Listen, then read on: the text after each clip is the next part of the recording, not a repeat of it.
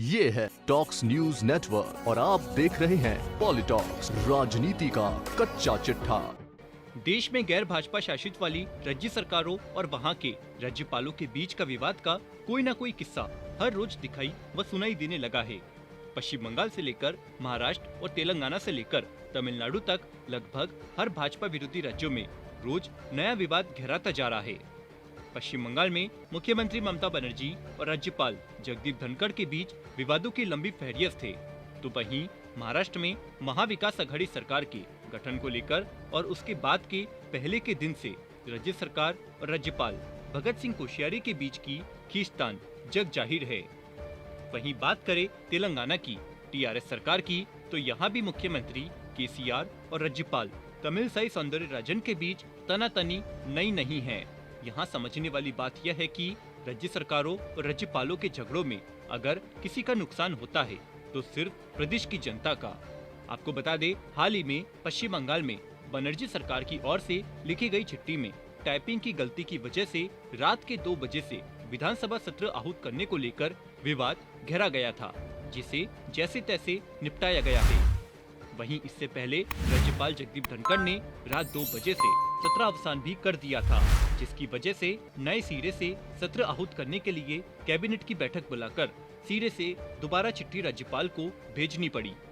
इसी तरह आमतौर पर किसी भी राज्य की विधानसभा में साल का पहला सत्र बजट सत्र ही होता है और वह राज्यपाल के अभिभाषण से शुरू होता है, लेकिन तेलंगाना में इस बार ऐसा नहीं होगा।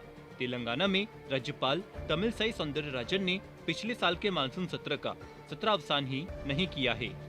इस वजह से तेलंगाना में अक्टूबर-नवंबर 2021 में हुआ मानसून सत्र तकनीकी रूप से अभी तक भी जारी है। वहीं इसे ही आधार बनाकर तेलंगाना की केसीआर सरकार ने बजट सत्र नए सिरे से आहूत करने की सिफारिश नहीं की और साथ ही राज्यपाल के अभिभाषण की भी जरूरत समाप्त कर दी। अगर नए सिरे से सत्र बुलाया जाता तो उसमें अभिभाषण होता। हालांकि आपको बता दें, सदन के सत्र के दौरान राज्यपाल सरकार की ओर से लिखा गया अभिभाषण ही पढ़ते हैं। फिर भी राज्य की टीआरएस सरकार ने इस परंपरा को ही किनारे कर दिया है। वहीं बात करें महाराष्ट्र की, तो यहाँ राज्यपाल भगत सिंह कोश्यारी और ठाकरे सरकार के बीच शुरू से चला आ रहा विवाद थमने का नाम नहीं ले रहा है।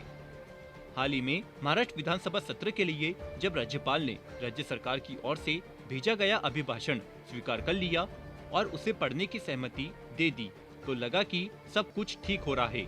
लेकिन सत्र के पहले दिन जब अभिभाषण शुरू हुआ तो माहौल ऐसा बन गया कि राज्यपाल भगत सिंह कोश्यारी अभिभाषण नहीं पढ़ पाए और उसे बीच में ही छोड़कर जाना पड़ा।